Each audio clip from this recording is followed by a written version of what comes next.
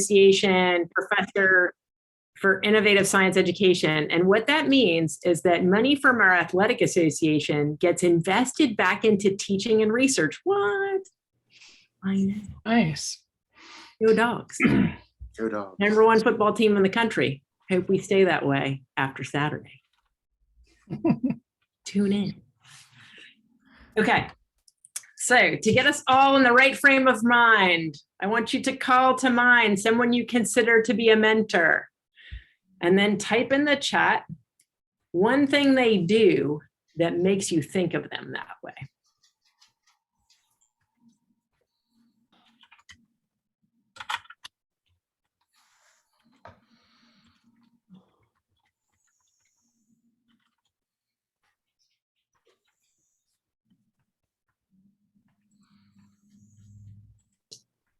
Love it. Lots of ideas are emerging. So mentors listen, they inspire, they allow you to be open, they're understanding, they lead by example. They invite you to weigh in, to give your opinion. They know stuff. They know stuff that can help you to learn how to do that stuff.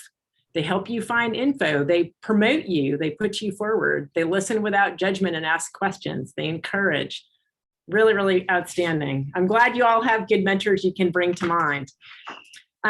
So it turns out that a couple of years ago, a National Academy's Committee on Mentorship formulated a definition that actually reflects a lot of what you all are talking about. And this is that definition, that mentoring is a professional working alliance in which individuals work together over time to support the personal and professional growth, development, and success of the relational partners through the provision of career and psychosocial support. So what I want to do is call attention to a couple of features of this definition so that you can keep these in mind as we go through the session today.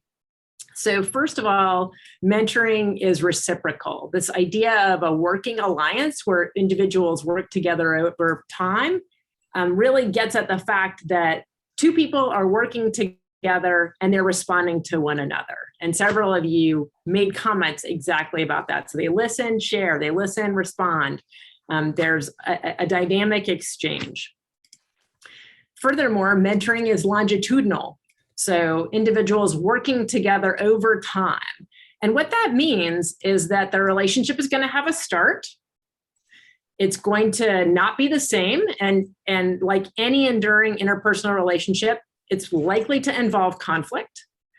But by developing trust in that relationship, you can learn to navigate that conflict. Furthermore, mentoring relationships can end, and that's okay. That can be because the relational partners have moved on to different paths. Maybe there's not a need anymore, but that means that mentoring has to be considered as something that's dynamic and therefore needs to be revisited in your role as a mentor. Mentoring also involves career support. So the ideas of career support can be very proximal, like teaching you how to do the stuff you need to do today. They can be more outward facing. For example, sponsoring you. Somebody mentioned in the chat the idea of promoting you, putting you forward, maybe you putting you forward for activities that they were invited to do and instead putting you up as an option. And then mentoring also involves protection. In terms of career. So that can be, for example, in situations where you may not be well equipped to navigate, they can step in, they can take blame, they can give you credit, and they can help come to a satisfactory resolution that a mentee might not be able to come to on their own. Mentorship also involves psychosocial support. And the ideas of psychosocial support include being a supporter, so someone who's encouraging, someone who maybe normalizes the struggle of what the mentee is going through, someone who can be a role model. So several of you mentioned the idea of serving as a good moral compass or serving as an example to follow. And then finally, this idea of friendliness. And notice that I don't put friend, because who you may mentor or be mentored by might not be your friend, but that relationship is characterized by friendliness, meaning that it involves trust, it involves self-disclosure, So telling something personal about yourself such that you come to get to know that person with a certain level of appropriate intimacy. So why does this all matter? Well, it turns out it matters, especially in educational and workplace settings, because mentoring, good mentoring, effective mentoring can promote a mentee's personal development, can affect a mentee's career and discipline choice, can actually affect a mentee's research productivity. So grad students who have effective mentors can be more productive in terms of their scholarship. In the workplace, good mentorship can promote job satisfaction, improve retention and recruitment, and reduce job turnover. And there's also benefits to mentors, including their own personal professional development and job satisfaction. The problem is, I'm afraid not all mentoring is good. And one of the main reasons that mentoring goes awry is because of poor communication. There's a growing body of literature that's describing the kinds of things that folks face in poor mentoring. But this quote, I think, captures it nicely. If there's a lack of communication, what the mentor expects and what the mentee expects, that's basically a recipe for disaster. And that captures a lot of the different ideas that folks face in mentoring relationships when communication goes awry. So the way that we're going to address that is by looking at a series of examples and cases where communication is not ideal. We're going to do some diagnosing of those cases, and then we're going to do some thinking about how they could have either been prevented or what the mentor could do moving forward to address them. Sound like a plan? All right. So let's take our first case. So this case is called Change of Plans. Jason was accepted into the lab of Dr. Weaver, a well-known and well-funded researcher who collaborates with other teams both domestically and abroad. He felt lucky to get involved in several interesting projects. He worked long hours and volunteered to help other students and postdocs. Because Dr. Weaver traveled frequently, Jason had limited one-on-one meetings with him, averaging about one every 1 to 2 months. But he was learning a lot from the other team members, so that mitigated the lack of face time with his advisor. During his second year, Jason sent an outline of his dissertation proposal to Dr. Weaver. After 4 weeks went by, he sent it again, asking explicitly for feedback. 3 weeks later, he got the document back with a few general comments. So Jason proceeded to develop his ideas into a full proposal and sent it back to Dr. Weaver. After waiting 5 to 6 weeks, Jason asked for a meeting with Dr. Weaver. After the meeting was rescheduled a couple of times, they met, and he was surprised to hear that Dr. Weaver was not enthusiastic about his topic and strongly encouraged him to move in a different direction. Jason left the meeting feeling mixed about this new research direction, but he had to wait at least 3 weeks to consult with Dr. Weaver again due to an upcoming international trip. So what I'd like you to do is take a minute, think about what you think an issue is that's going on in this case. So everyone just sit quietly for a minute and think.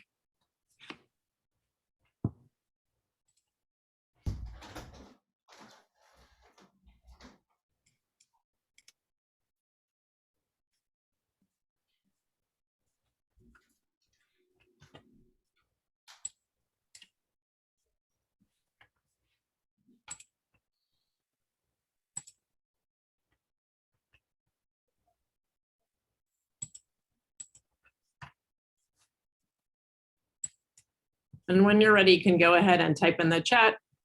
And I don't know, Neil, how these sessions have gone, if people also want to chime in aloud. That can be up to you and the people. So feel free to share your ideas in the chat or go ahead and unmute or raise your hand if you would like to chime in about what you see or some issues.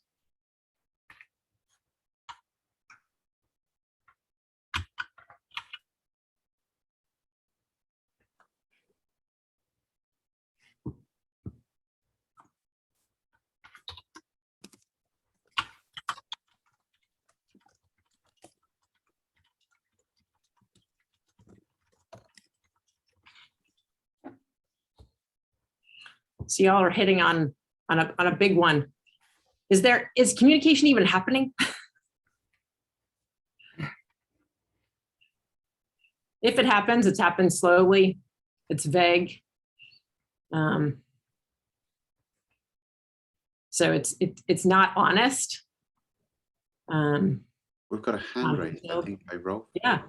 Sorry. No, I was going to say the same thing, just to open it up for more dialogue if you want to try Please. that. But so it's not only the fact that he doesn't meet with Jason one-on-one, but he doesn't even respond by email. Like, he could have responded to that dissertation proposal by email and better written instructions. So all of the communication is very poor.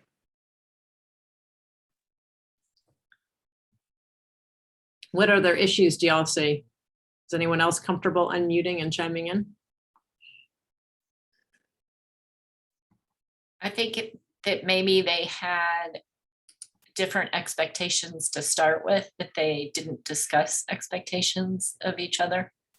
So lack of communication about expectations for their interactions as well as for the proposal. I always think about these relationships in terms of a real live, like, relationship with somebody.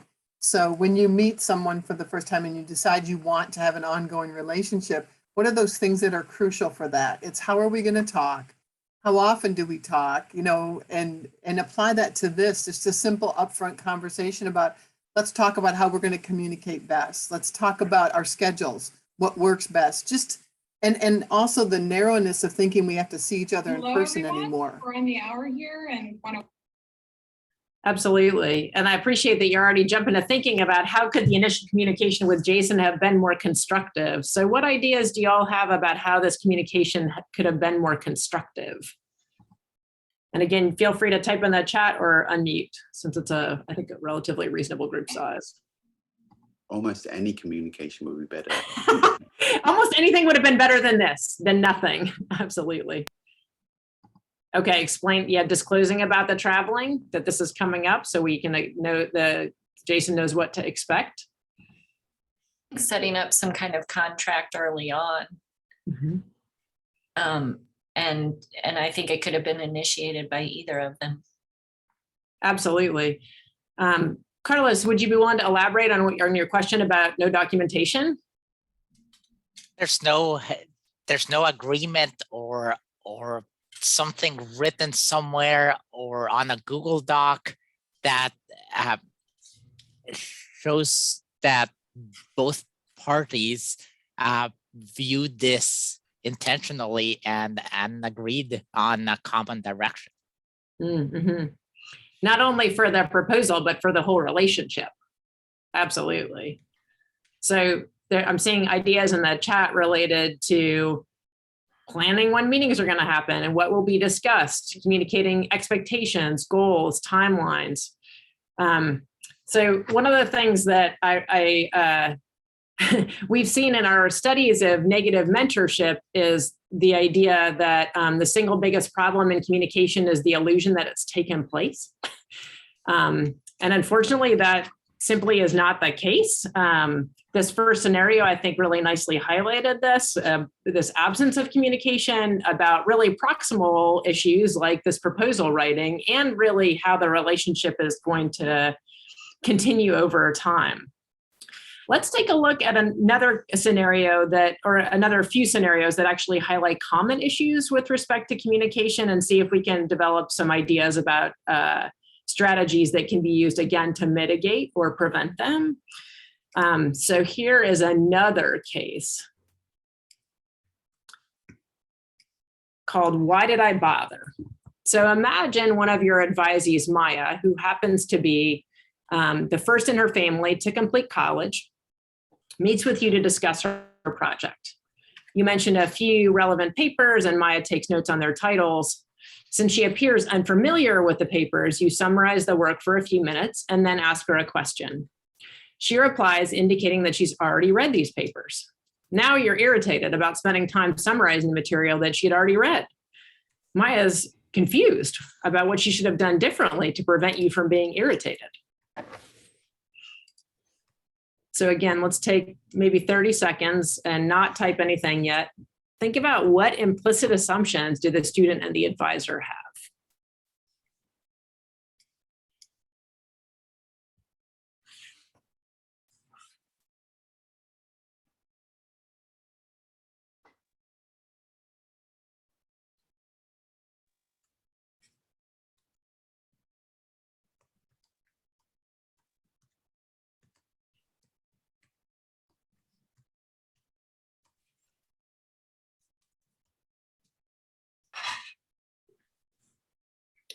Okay, go ahead and type in that chat, or if you feel like sharing your ideas out loud.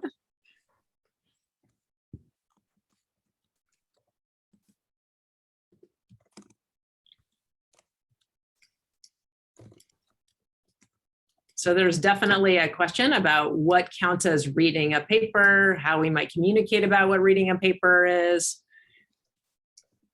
So what does the advisor assume when the advisor sees Maya write down notes?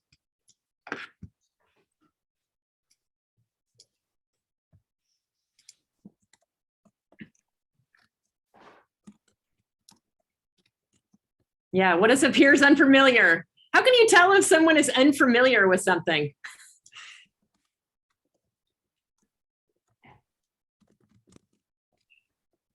How do you know if another person is unfamiliar with something? You have to ask them. You have to ask them. So does the advisor ask in this situation? Just assumes. Yeah, just assumes. Why might Maya write down things that the advisor says?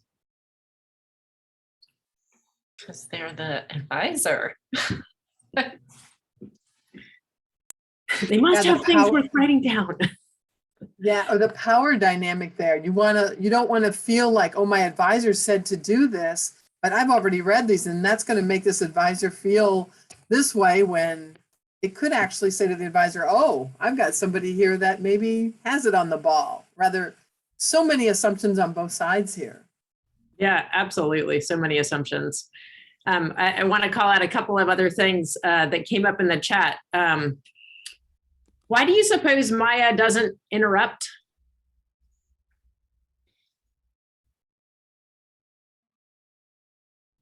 Power dynamics, right? Yeah. What is Maya's role if she's just starting grad school, or maybe her main educational experiences have been in classrooms? What has her role been there potentially?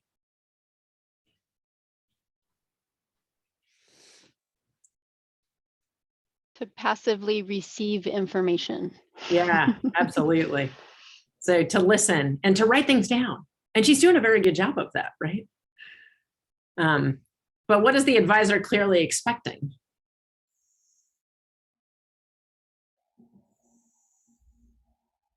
Knows how to play the game, right? That's what they think. And here in the first line, it says that she's the first in her family to complete college. Yeah. Yeah. What do you even know? Maya doesn't even understand about the norms of how this all works. So what did you do to learn about what that means? You know, what does Maya even know about doing school? Absolutely. Absolutely.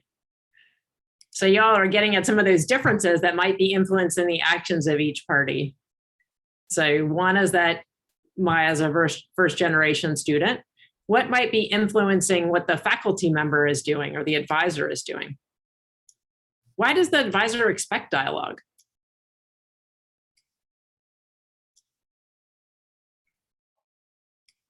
So that's what you would do with a research colleague, but maybe Maya hasn't transitioned to that yet. Yeah, exactly. In fact, I know a few grad students who have in their first year, exactly. Maybe by the time they're more senior students. So There could also be cultural issues going on there. absolutely. Can you elaborate on that? Yeah, I worked with a lot of Latino students, and I was always called like maestra, and like it was not okay to interrupt or to ask a question because it might be seen as like challenging. And so there was really had to do a lot of explicit building of norms around being able to like what it actually means to engage in scholarly conversations. Mm-hmm. So what could the advisor have done?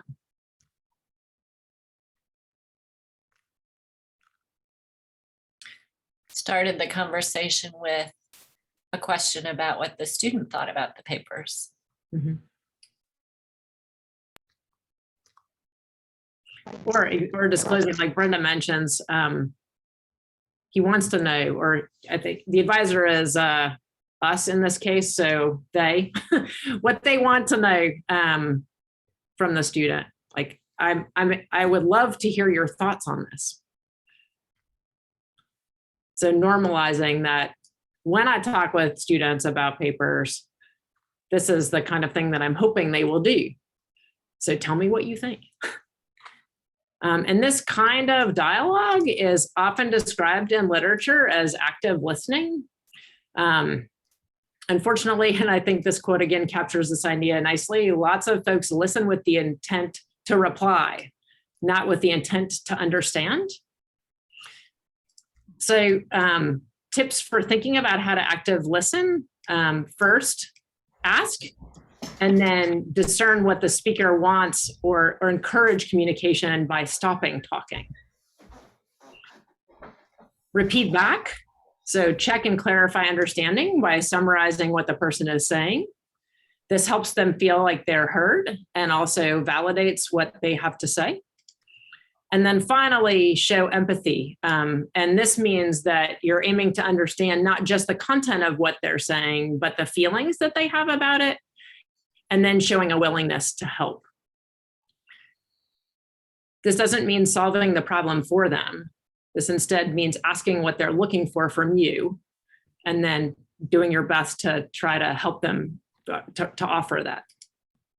So with that in mind, what are some other ways that the advisor could have responded differently besides just asking?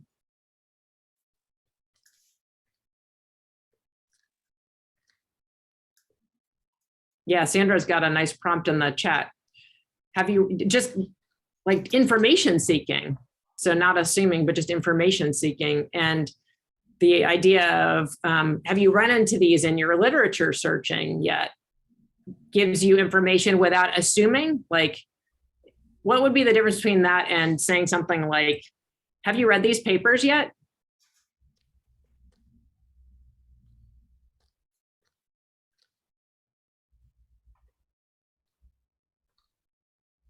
Also, just not getting upset. Like, what's the big deal about sharing your opinion on these papers? Like, why? I mean, a few minutes of your time with your mentee. Absolutely. So learning a little bit how to control emotions. That's that. And Nancy pointed out what I was a little bit attempting to get at with, if you say, have you read these papers yet? How's the student going to hear that? Challenge. Crap, I should have read those papers. Ah! But yeah, exactly. But if you ask, have you come across these papers? Then that sounds like, oh, you may have discovered them, but you may have not. It sort of normalizes that any answer is acceptable in a way that an answer that demands a I should have response communicates. I still remember when my PhD advisor asked me what I thought about some papers, and it was mind-blowing to me that I was supposed to have thoughts at all. That was a new expectation. Yeah, absolutely. So how did your advisor help you with that at all? Yes, I offered a few things. I think I had read them and I did offer, but I was sort of stymied at what he was looking for, and he sort of picked it up and said, well, what I think is, yeah. And it turned out he was very critical of this work. And I just thought, well, everything that's published is, it's true. And so he helped show me that I could be critical of it. It was very important. That's why I remember it still. Yeah, that psychosocial support, and also the career support of providing you an example to follow. Brenda, go ahead. Yeah, I also think that asking it the way that you said, where it's, they have to say yes or no, I read it, that they might feel judged, that if they say they did read it, then they're going to be put on the spot to know something that they may not have gotten out of it. Whereas the other way is much more open-ended, so they don't feel threatened. Exactly. So it makes multiple response options acceptable. One of the things I like about Sandra's story is, and maybe Sandra, do you share this with your mentees at all? The story? I have sometimes, yeah. So again, you sort of normalize the like, wait a minute, I had to learn that too. And you're not stupid for not knowing this. I just didn't even know that was a thing. And I'm telling you the rules of the game that I learned along the way so that hopefully you can learn them faster and sooner than I do. Other actions that could have been taken to prevent this situation in the first place?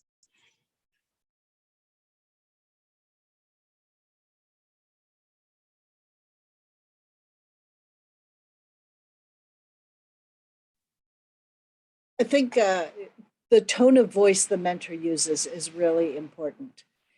Perhaps even more so than the actual words, because if the tone of voice is open and accepting, then that'll get past maybe the actual word choice. But if the word choice is correct, but the tone is bad, then the student is gonna, I think, freeze or close up in some way.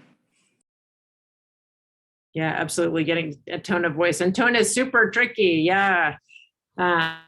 Yeah, and tone is impossible to read, I think, in email or electronic communication. So anything that requires any nuance, I absolutely do in person so that I can see, or, you know, at least synchronously. So I like that Annie pointed out she practiced and getting coaching. So we're going to do a little bit of practice, and we can see a little bit, not only tone, but also just slight word changes can make a difference. And the way that we're going to do that is take some examples of things we might say or things that we might hear colleagues say, and then think about what was likely the intention. So what was meant, and then what was heard. Okay, so you ready? Each quote I'm going to ask you to think about what was the likely intent. And one of the things that I like to do when I'm working with folks to improve their mentoring skills is assume positive intent. Assume that mentors are trying to do the right thing. And then try to help them think about the way to deliver that that actually gets at their intent rather than how it might be heard. Okay, you ready? Be on time to our group meetings from now on. What was the likely intent? And you can type in the chat or unmute.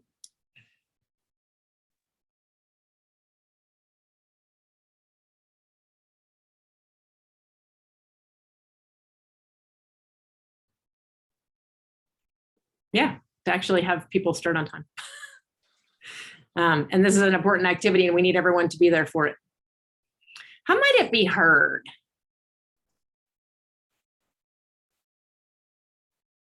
Yeah, you're in trouble. Those snarky grabs. Yeah, you're in trouble. And you're bad for being late. Yeah. So how can someone get at that good intent, like without this wording? How could this be said instead?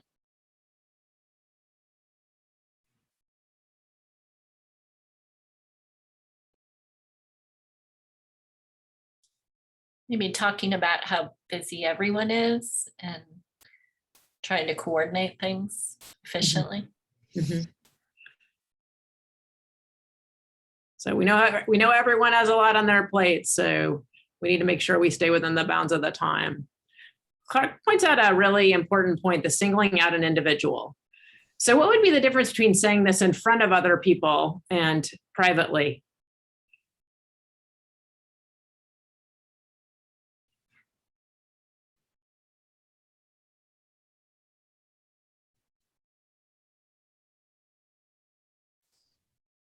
One other thing one thing in private is you could ask the first question of why were you late? Like what was going on? Yeah. And then like, oh, how can we mitigate that in the future so we can start on time? Absolutely. It may be that they're late because the way that they get to school or work is they take a bus and the bus only comes at exactly that time. And so they just don't have a lot of options, in which case changing a meeting time might be the way to go, or understanding that that person is always going to be 5 minutes late. Or maybe they're dropping their child off at childcare. So having a private conversation avoids the embarrassment, as noted in the chat. It also gives you an opportunity to understand, so to ask and listen. One of the strategies I like to use is to point out that we benefit from having everyone's ideas. And so if you aren't here at the outset of the meeting, that means that everyone's missing your ideas and you're missing their ideas. So to make sure that everyone has a chance to benefit from your ideas and you from theirs, it's important to be on time. So, and it's true, right? The more brains on the problem, the better. Okay, ready for the next one?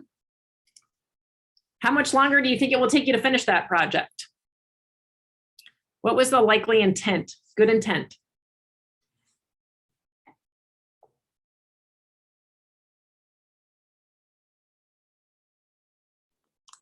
If it's a good thing, just trying to find out how they're doing. Yeah, like trying to figure out what you have done, trying to plan my own time, trying to figure out how we can coordinate things. How could it be heard?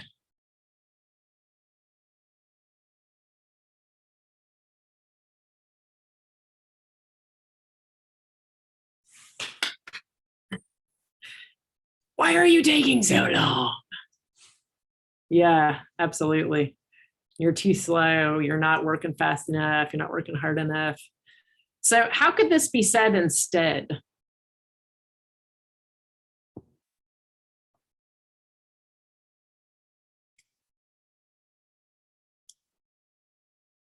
What could you as a mentor do instead? Yeah, give me an update. Tell me where you are. So that normalizes any response.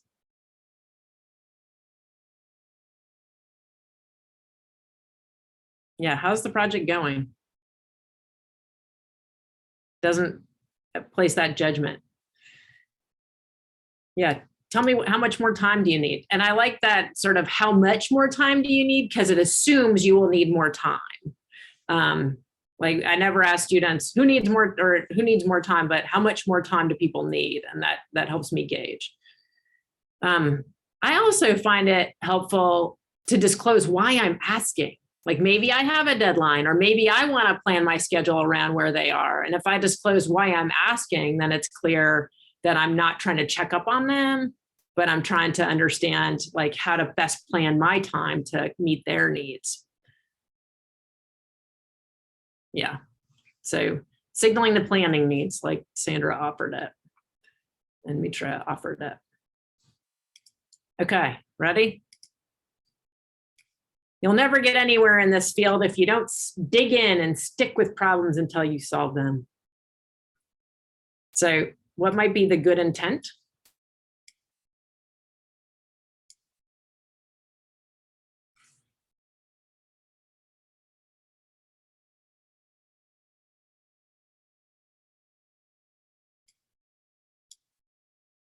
Yeah, these are all actual quotes, by the way.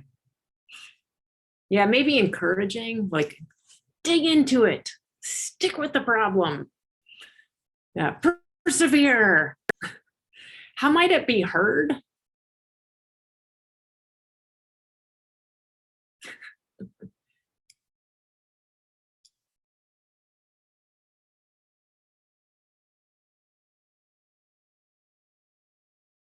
Yeah.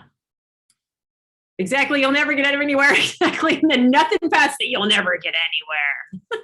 Who hears anything past that kind of statement? And clearly you're not digging in and you're not sticking with it and you're never gonna solve the problems.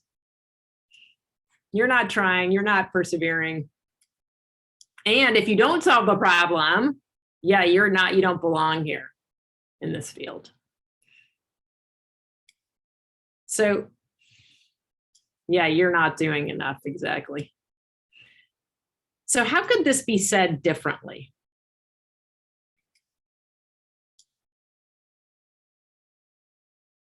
And you can think about that career support and that psychosocial support.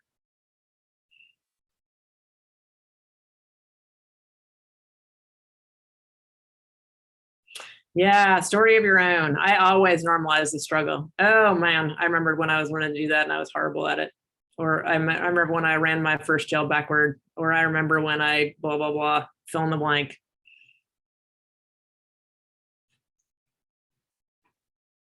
Yeah, problems are normalizing that struggle. We're all in this here together. I'm here to help you. Like, if you can't solve that problem, let me know how I can help. Or if you're struggling with that problem, let me know how I can help. And lots of failure before you get to the solution. And we learn from our failures, normalizing the value of failure. Well, and actually some problems cannot be solved. Ooh, interesting. Because of there might be a technical reason that that there's no technology at the moment, or maybe the idea is bad, and the student doesn't usually have enough experience to know that after a certain amount of time, it's better to just try something different and move on. Yeah. Cut bait. Yeah. That's actually why I always have grad students working on 2 projects, so they can, when one is stalled, they can make progress on the other. Because sometimes when you stall, you also lose your confidence. And you just need that confidence to stick with it. So taking a break and coming back. Okay, how about this one? Clean up your work area. How might it be heard? You're a mess. Mm-hmm. Slob. What might be the intent?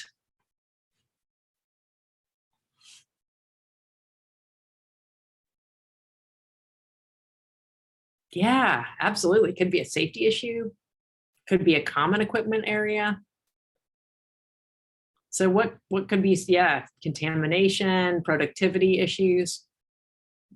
Being messy can be a problem. So what could be said instead? Yeah, there we go. We've got an idea from Carlos already. Organizing may help you plan and solve problems, or I find it helpful to organize because it helps me make sure I can keep track of things and then I'm working safely.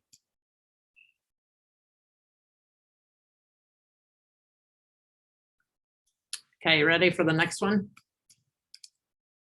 What's it like to be a minority student in this program anyway? What might be the intent? Again, assuming good intent.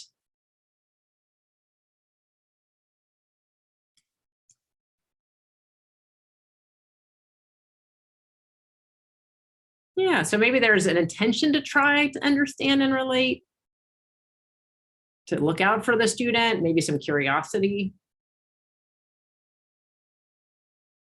How could it be heard?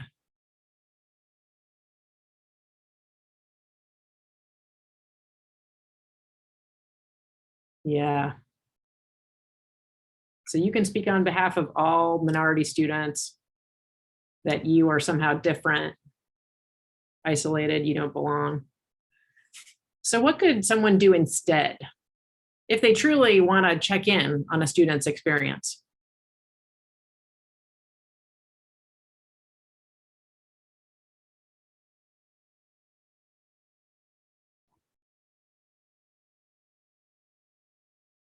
Yeah, tell me how things are going. That's actually my favorite way to start a conversation. Say, tell me about whatever, because it doesn't assume a response. It allows the person to take the direction of the conversation in a way that they want to take it. How are things going for you? Yeah, tell me about your individual experience. Exactly, your individual experience.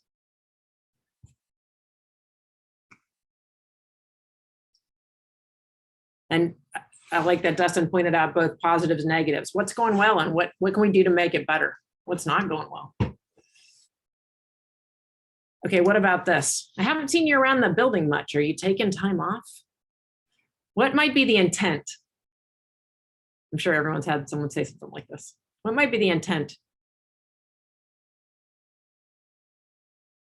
Yeah, maybe actually checking in on the students, or just being a goofball, awkward, social.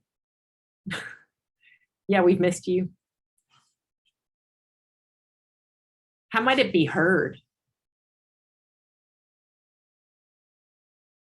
Yeah, slacker. Putting in that FaceTime. You need to work more. You're lazy. Exactly. So what could someone say instead?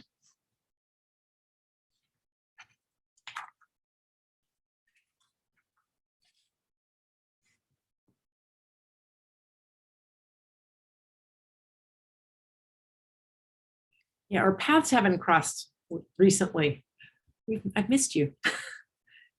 How are things going? Yeah.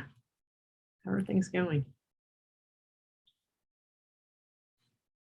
Okay, last one. It seems like you might be better suited for an alternative career. What might be the intent? Assuming good intent.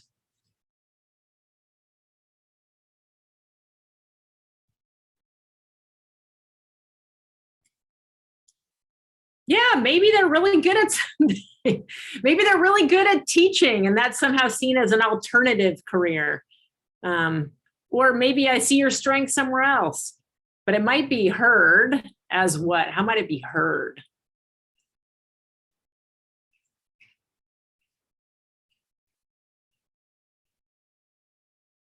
Yeah.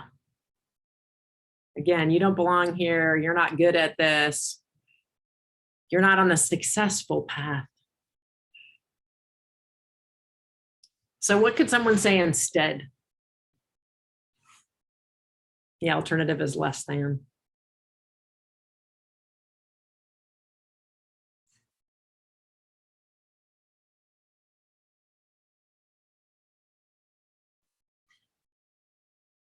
Hey, you're really good at this thing. Exactly.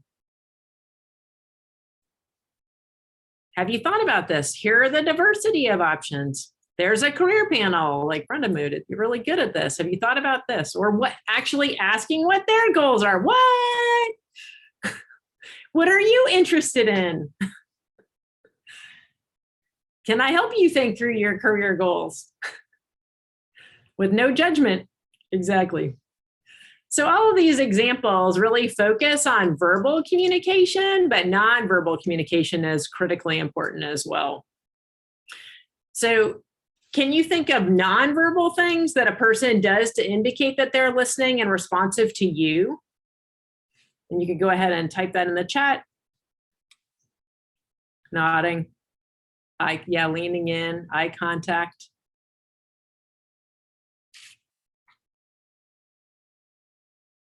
Yeah, not checking email, not checking phones, not checking texts, smiling and nodding.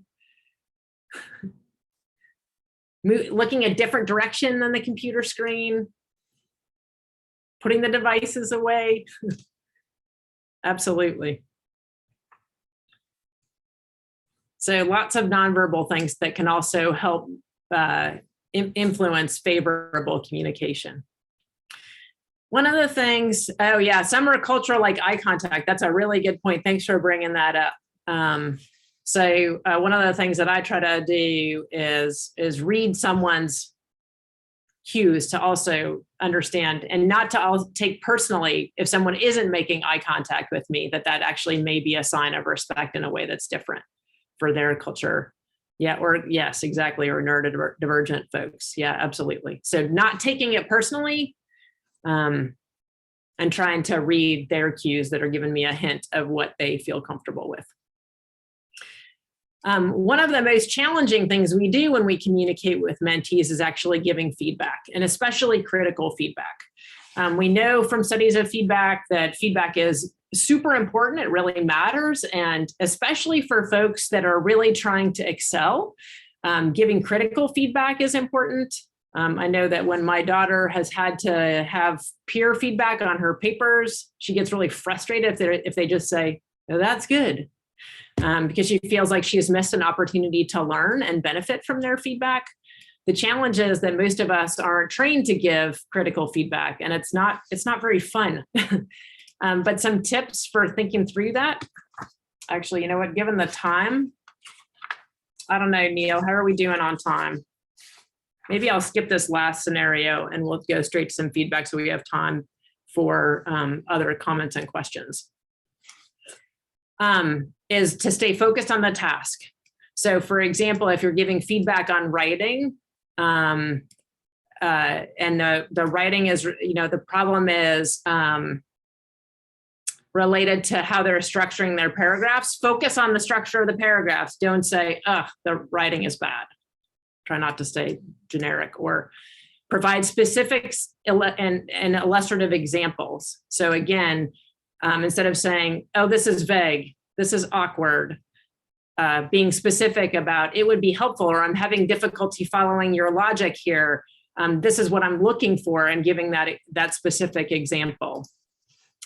Providing support and resources. So writing is one of the most difficult things that I give feedback about. And often I will turn students to a few key writing resources that I have found helpful, including our own writing center on campus. And I always frame it as an opportunity for improvement. So when I write better and improve my writing, I think more clearly about my plans and have an opportunity to reflect on what I've learned.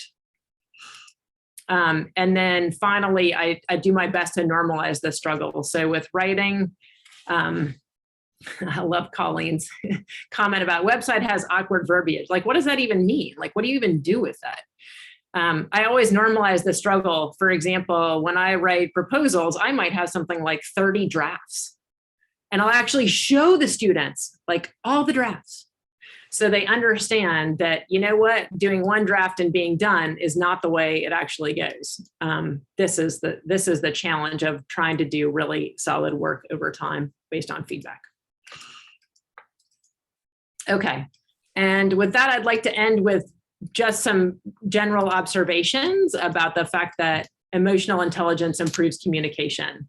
So we think a lot about intellectual intelligence and how we have academic training that develops our knowledge and skills, influences our ability to do research, our ability to think critically, and we think a lot about that, but we often think a lot less about emotional intelligence and how we can develop that and use it to support our mentees.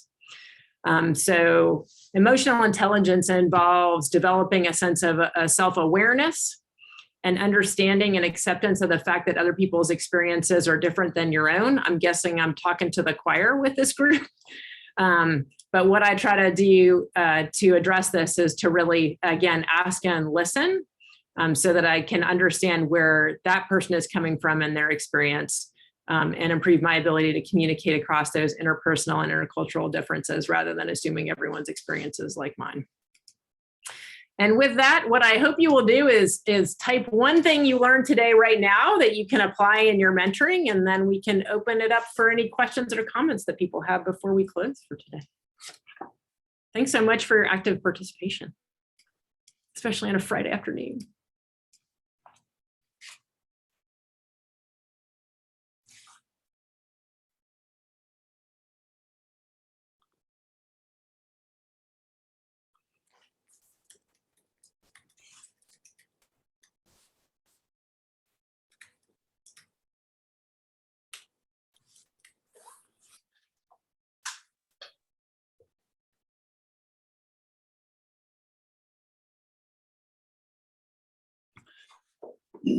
Yeah, thank you, Erin. I appreciate you having patience with me being late with my own mentee traumas today. So I apologize to everyone again for logging in slightly later than I would have normally expected. Especially made me feel bad with the whole make sure you're punctual and on time. That one very personal. The way that I normalize that struggle is I tell people that I went to grad school in California where everything started 10 minutes after the hour. And so it took me a long time to remember, like, the hour is actually an hour. Right, yeah. You're just on California time, it's all good. Thanks, Sandra. I promise not to be late next time. I shall do my best.